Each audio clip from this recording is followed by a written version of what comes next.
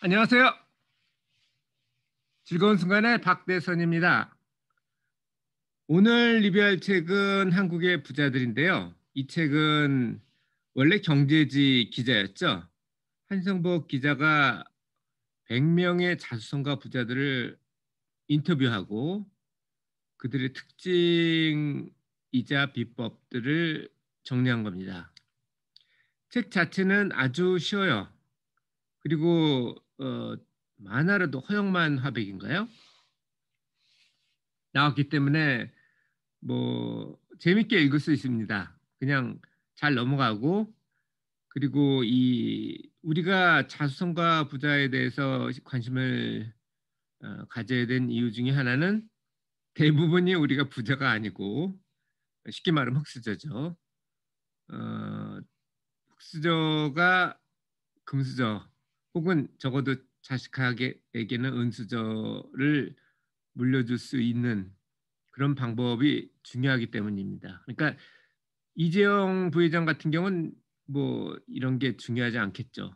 상속세만 11조 원이라고 그러니까 상속액은 뭐 20조가 넘겠죠, 당연히.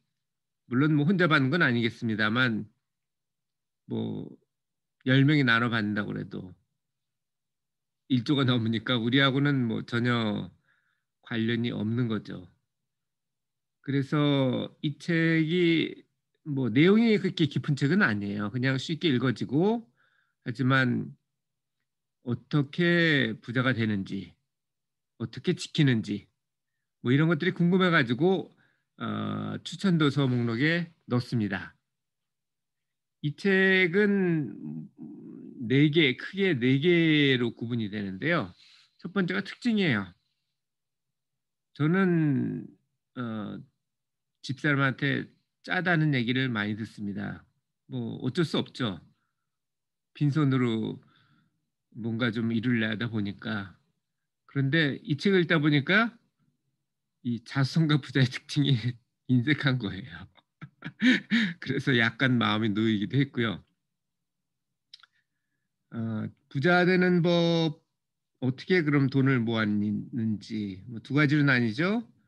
뭐 투자를 하는 방법도 있고 사업을 하는 방법도 있고. 근데 비슷해요, 둘 다. 어찌 보면. 그래서 어떻게 당대에 지키고 그리고 또 그거를 몇 대로 물려주는지.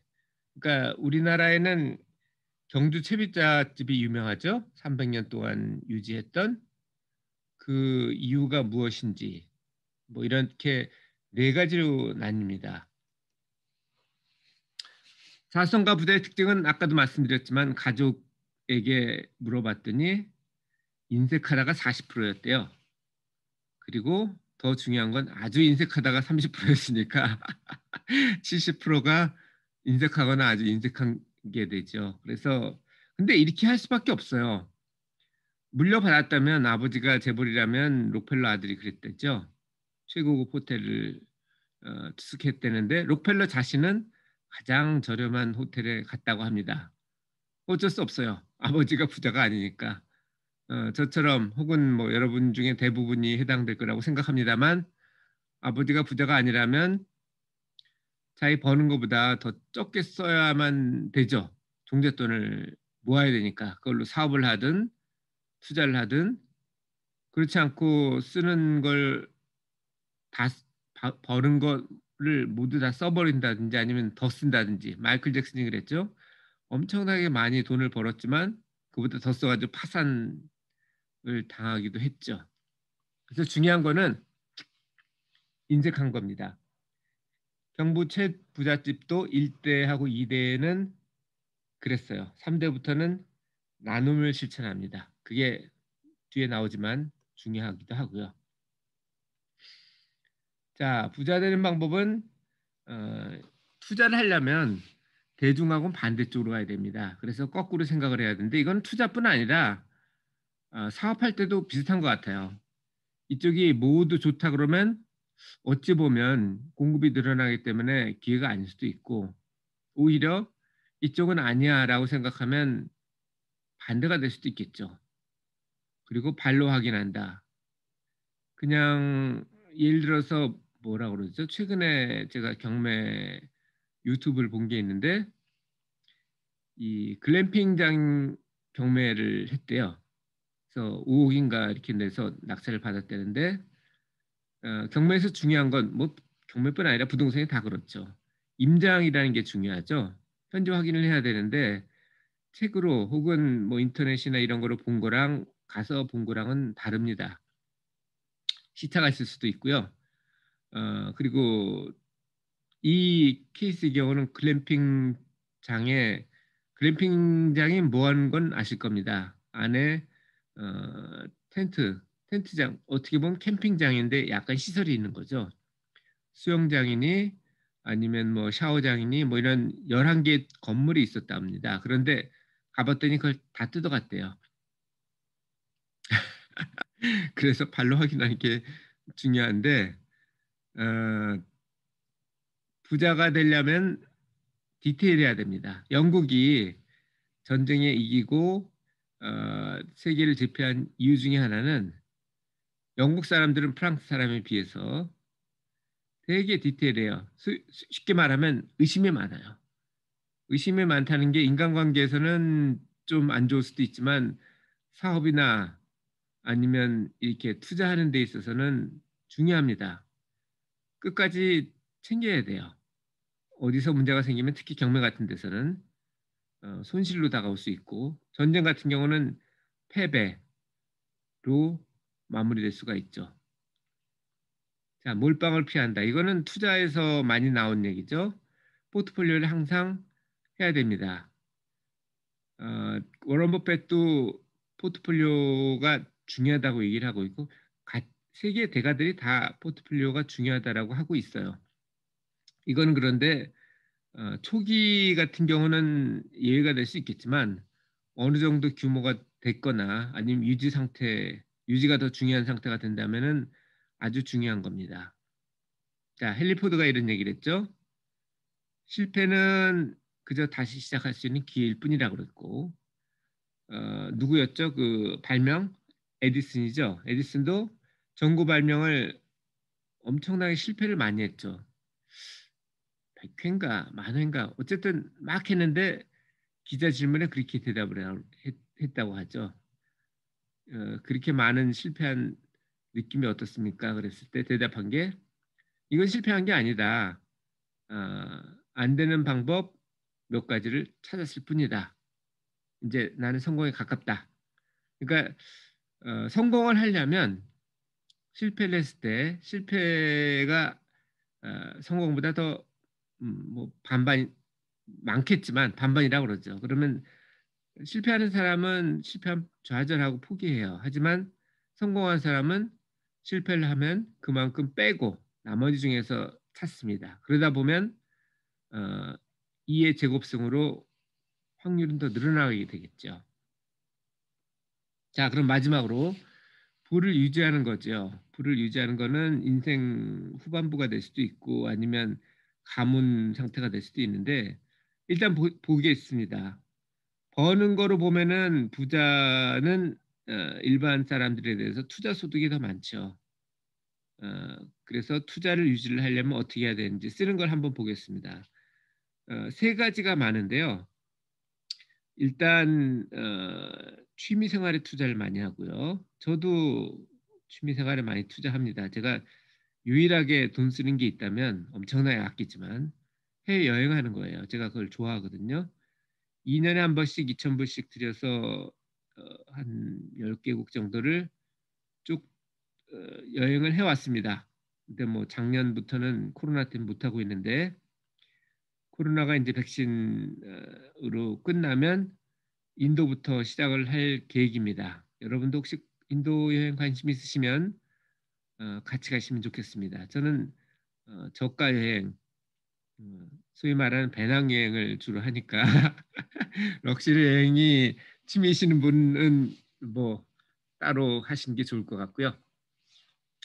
그리고 두 번째 많이 하는 게 자녀 교육에 투자를 많이 한다고 그러죠. 그래서 자녀 교육이 중요한 게 돈 쓰는 습관을 유전시켜야 되기 때문에 그래요. 아무리 돈이 많아도 버는 것보다 쓰는 게 많다면 아까 마이클 잭슨 예를 들었죠? 결국은 없어집니다. 그러면 더 불행한 거예요. 예를 들어서 50평에 살던 사람이 30평에 가면은 죽으려고 그러거든요. 하지만 20평에 살던 사람이 20평에 계속 살거나 아니면 30평으로 늘려가면은 아주 행복해요. 그래서 유년기보다는 노년기가 더 여유가 있어야 됩니다. 그러려면은 아껴 쓰는 습관을 유전을 시켜야 되고 이 여기에 나오는 과소비 제거나 찌찌한 생활하기가 바로 그 아껴 쓰는 습관입니다. 하지만 나누기도 중요해요. 사람이 자기 자신한테 돈을 쓸 때도 행복하지만 그거보다는 그거를 기부를 했을 때 더 행복이 지속되는 게 더 강하다고 합니다. 또 하나의 이유는 어, 최부잣집 같은 경우는 여러 번 위기를 맞죠.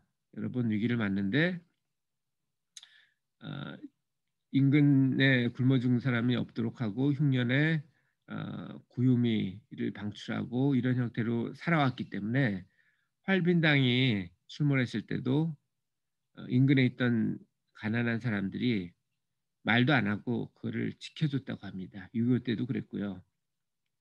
그러던 게 박정희한테 당하죠. 대구대를 만들었는데 이게 지금 영남대죠. 영남대 이사장이 29살에 박근혜였죠.